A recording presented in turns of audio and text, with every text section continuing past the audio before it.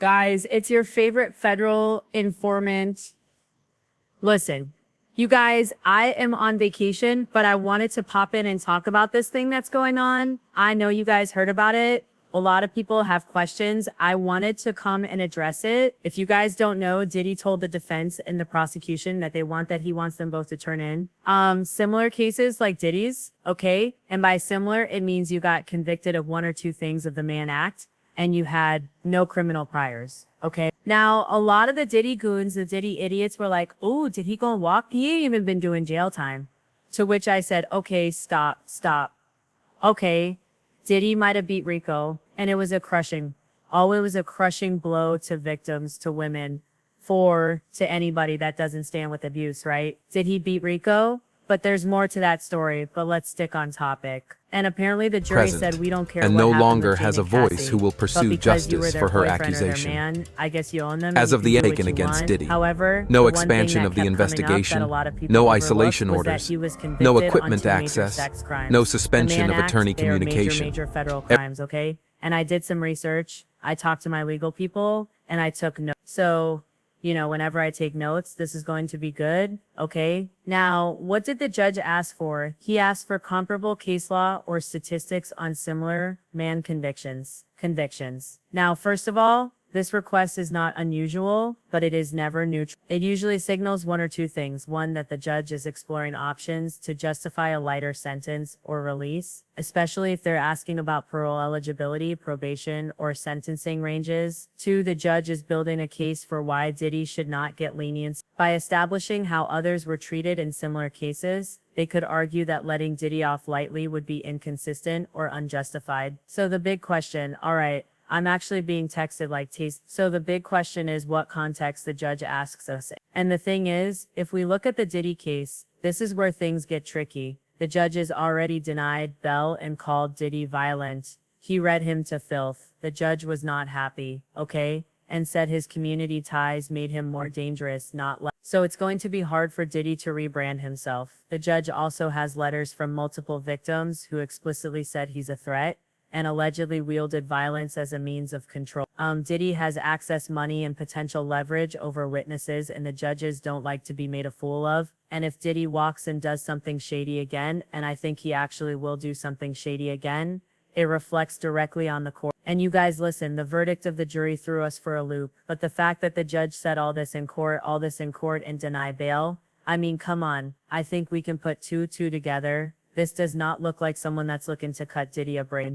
And him being able to walk straight with time served, baby, that's cutting Diddy a break. Okay, so why ask about the comparable Mann Act sentences? Okay, they said, listen, Tessa, there's three possible reasons. One, judicial cover. The judge might personally feel parole is risky, but is giving the appearance of objectivity by asking both sides for precedence. That way, no one can claim bias later. Now, he might be appealing his decision for when he sentences him. If Diddy's team appeals any eventual sentence, the judge can say, I reviewed the sentencing ranges and outcomes for similarly situated defendants under the Mann Act, and the sentence falls squarely within that range. Or the judge also might be testing boundaries. Maybe the judge is trying to find out how lenient or harsh they can go without being reversed. They could be considering probation, in theory, but still leaning towards prison unless Diddy's team provides extraordinary mitigating evidence. Now let's talk about that mitigating evidence. Remember when I told you guys that Diddy's team, I believe, are trying to shut up any content creators that are still criminal with them? And they feel like if they shut down the content creators, then they can start on this rebrand. Think about it. You shut us up by July, August, September, and then you got a little bit of October to get this Mother Teresa Hail Mary that they think is going to wipe Diddy's record clean. Unfortunately, a lot of evidence that the jury wasn't shown. A lot of witness statements and affidavit that the jury didn't see. The judge is privy to all that, and all that is going into his decision, okay? So again, I actually said, but do you really think there is any type of risk of Diddy walking with just parole? I said no, but I had to take it to the people that actually practice law, and they said, right now, Tessa, it is super low, and I'm like, okay, but why? Because y'all also said it was super low that he was going to beat the RICO charger. Well, that's not true. They said the Cassie charges were super low. They said, one, the Mann Act is a serious federal charge, and even though it's sometimes used strategically in civil or hybrid cases, judges take it very seriously when paired with violence and pattern behavior. Judge Error, when did he was asking for bail, said, Not only is he violent, but there is a pattern of violence. Public sentiment, they also will take this, it's low because public sentiment and visibility are sky high.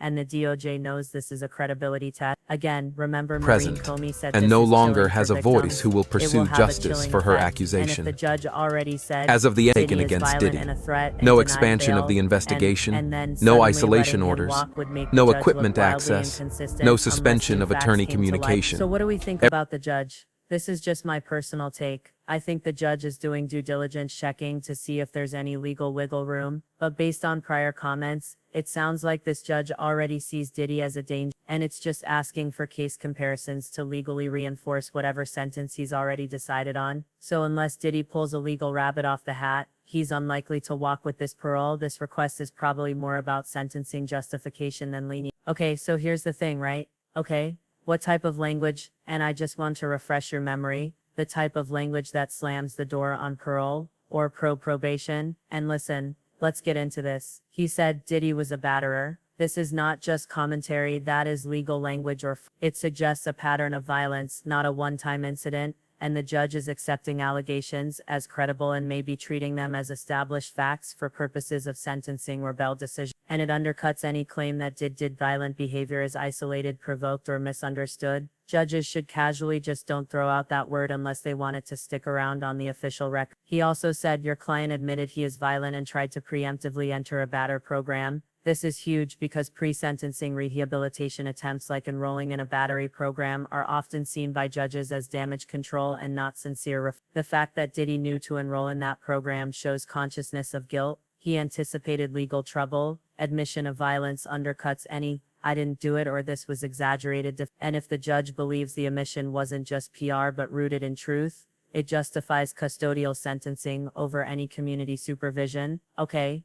Now also the judge said this type of violence comes suddenly, quickly, and with no warning. That's a judicial finding of dangerous. They said that the phrasing means that the judge believes that he is not in control of his violence and that his behavior escalates. It's impulsive and it's unpredictable. Judges use this language to justify detention, especially in bail or sentencing memos. It also implies that even if he's calmed down, he could explode at any moment, which is true, and we can't risk that in the community. That is a direct argument against probation. Now, when you hear all that, I have to ask you, does this sound like a judge that's going to let Diddy? I mean, let's be serious. Even though I'm SIAT, I'm scared for the Diddy goons. What are they going to do? Hold a visual, be standing outside with a boombox begging for him to be let out of jail? I can't wait to see this. They said so again. I don't think it, or actually absolutely not. If anything, a judge is building a sentencing record that says even if this man has money, power, and influence, he is violent, he is dangerous, and he is incapable of safely existing in the community. He tried to game the system with a batter program. He admitted what he did, and I'm not playing along. Again, these statements make it legally and politically almost impossible for the judge to grant parole without massive backlash or risk if Diddy reoffends or contacts a victim after release. It's on the court. This isn't a judge looking for an excuse to show mercy. It's a judge locking in a narrative of violence, manipulation, and danger. Any future sentencing or probation denial can be backed by this exact language. So unless something drastic changes,